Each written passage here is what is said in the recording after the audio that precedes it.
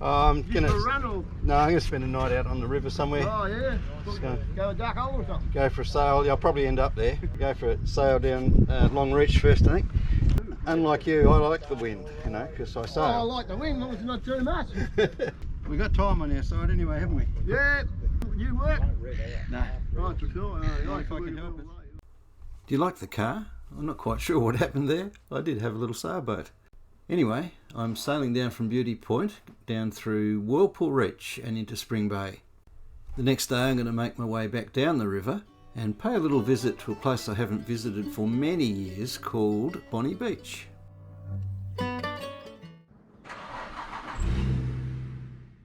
It's time to hit the road again. My destination is Beauty Point, towards the northern end of the Tamar River estuary. By the time I'm ready to launch, the tide is fully out.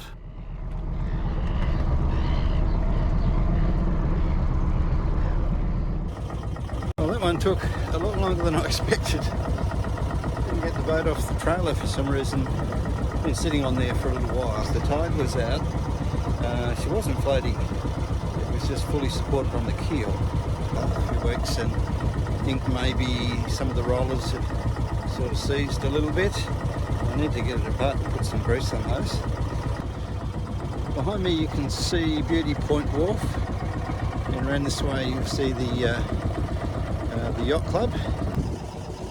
Just over my left shoulder now is the Bell Bay Power Station. So Tasmania's power is mostly hydro, but every now and again if the lakes get low, this one will get fired up.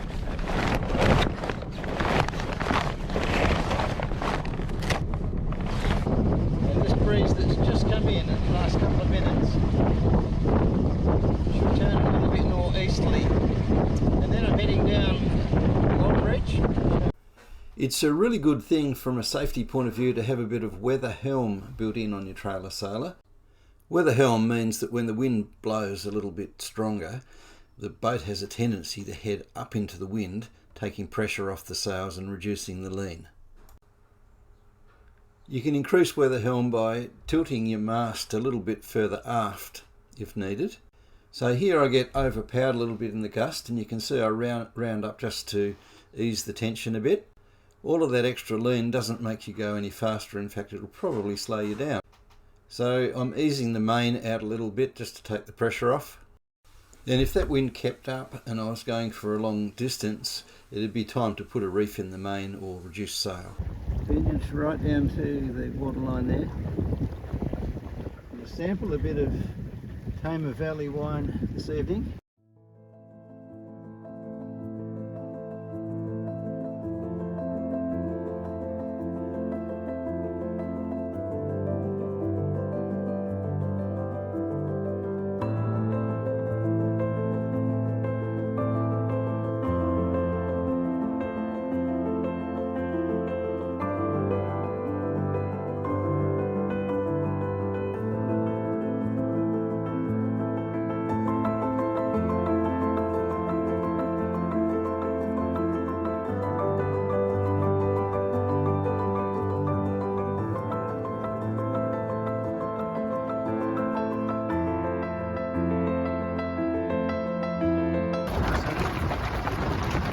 As we go through here as well.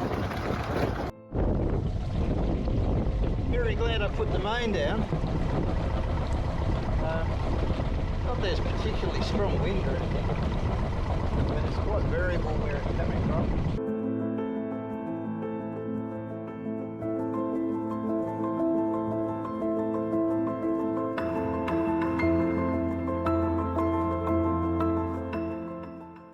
I timed Whirlpool Reach for high tide.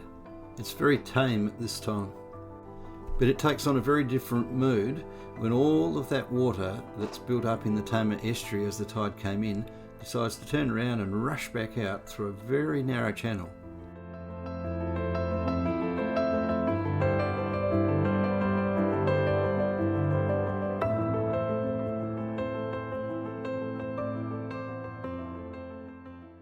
I got a nice little spot here. Sun's starting to go down, and hopefully the cloud, there's a bit of cloud over that way, but looks like I'm going to get quite a good evening. So I'm going to put the mothership in the water. When I bought this just before Christmas, they were running a bit low on stock, and so I ended up buying something which was probably a bit big for my purpose. I wanted a single one, but they only had doubles. Anyway, it's got plenty of room, and if I do have another person to throw in there, there's 2 people to paddle it. It seems to have 1 million parts and lots of different chambers, which would be a really good thing if you did puncture something. It takes about 10 minutes to inflate it and get it on the water. And it's a very stable craft. It does tend to drift left and right. It won't sort of run a straight line like, say, a sit on top. But it's soft, and if I do bump it into Sarah Ann's hull, it doesn't leave a dent. A friend of mine shared how on family picnics she and her brothers and sisters would swim in the Tamar River amongst the jellyfish. She told me that they do sting and that they leave a little bit of a rash, but it wasn't too bad, and it was just something that they got used to doing. These ones must have been a lot of fun to design, and I'm sure he was well pleased with them when he finished.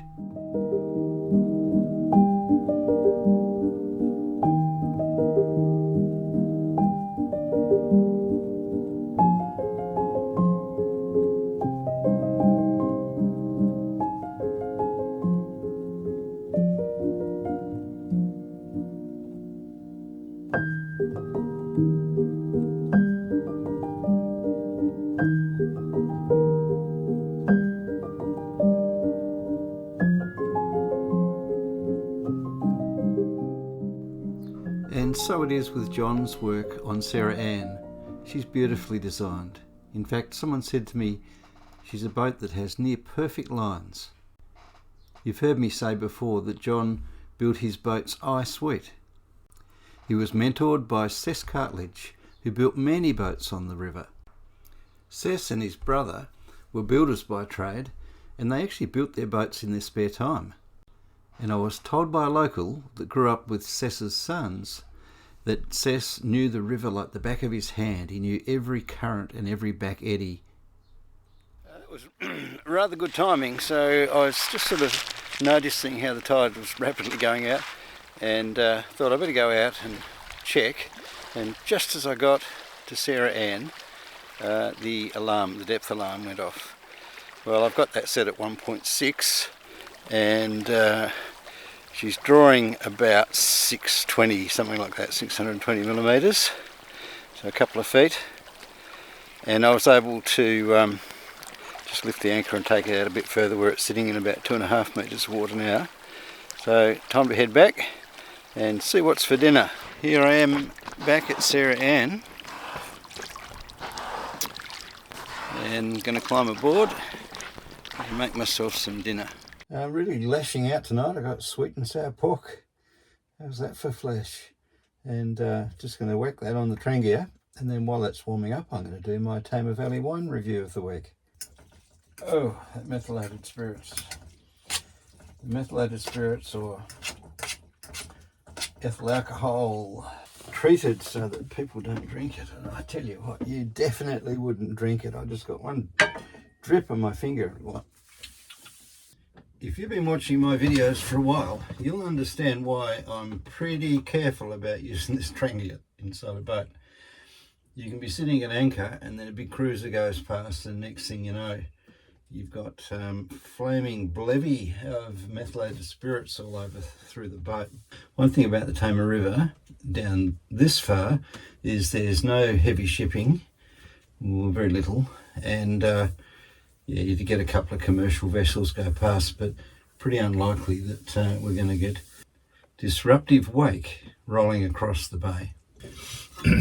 My ice melted pretty quickly in Mileski. I don't think I had it sitting in the sun, but it did melt pretty quickly. So this is not quite as chilled as it might be. I like our Riesling nice and chilled, but it's cool, but it's not chilled.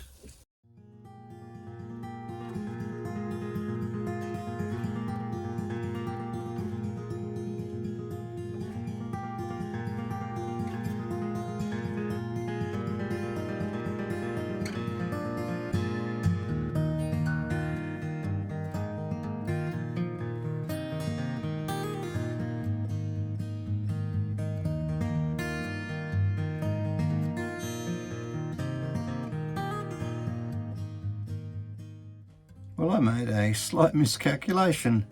Poked a pole into the ground to make sure there was about a metre of water under us. We draw about 0.6 of a metre. I thought that's okay because it was low tide.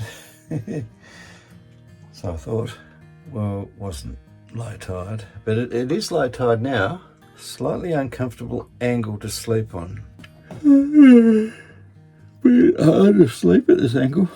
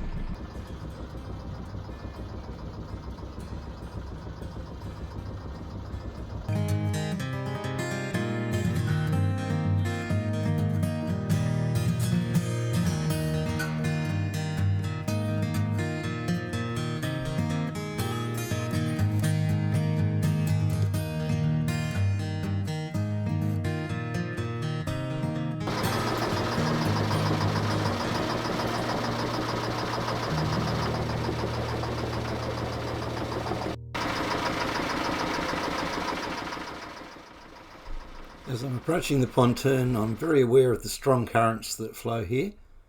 So I'm paying close attention to the tides and the wind. I've heard some horror stories about damage to boats in this area. Transoms being torn out of the back of speedboats and sinking on the rock near the island.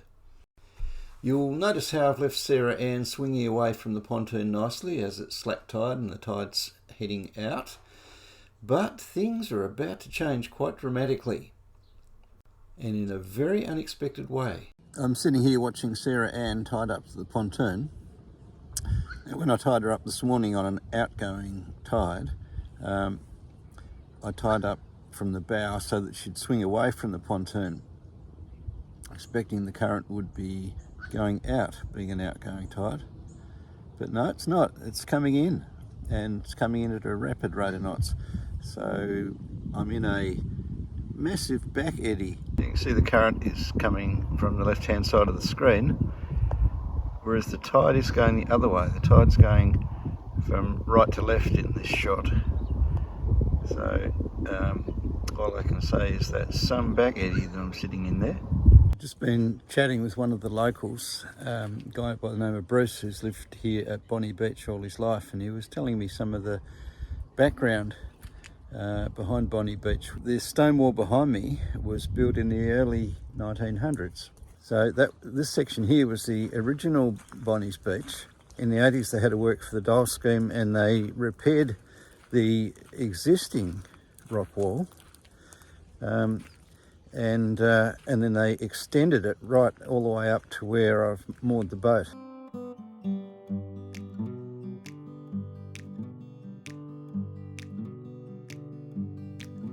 We come on the sloop John B, my grandfather and me, around Nassau town we did row,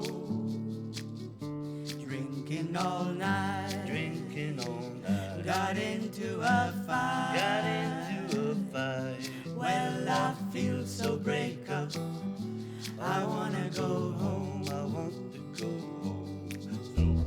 hoist up the John B sails, see how the mainsail set, call for the captain ashore, let me go home, let me go home, I want to go, I wanna go home, why don't you let me go home, well I feel so break up, I wanna go home, I want to go home.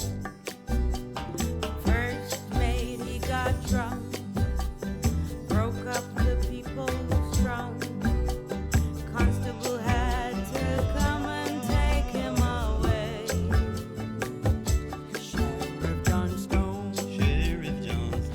don't you leave me alone? Why don't you leave me alone?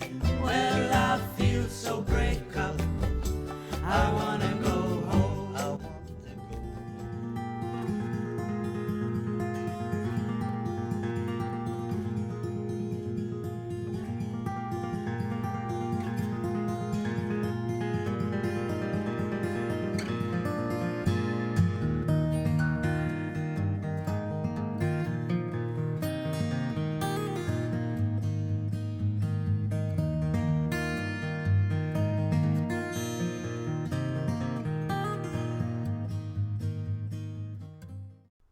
There are several ways that you can support the production of these videos. Check out my Patreon page, the link's below, and you can watch the videos free of ads. For the next few months, you don't even have to sign up to take advantage of that offer. I'm about to hit 5,000 subscribers. Maybe you could be the 5,000th. But you may not realise that one of the best ways that you can support me is just watch the next video. There's a link here.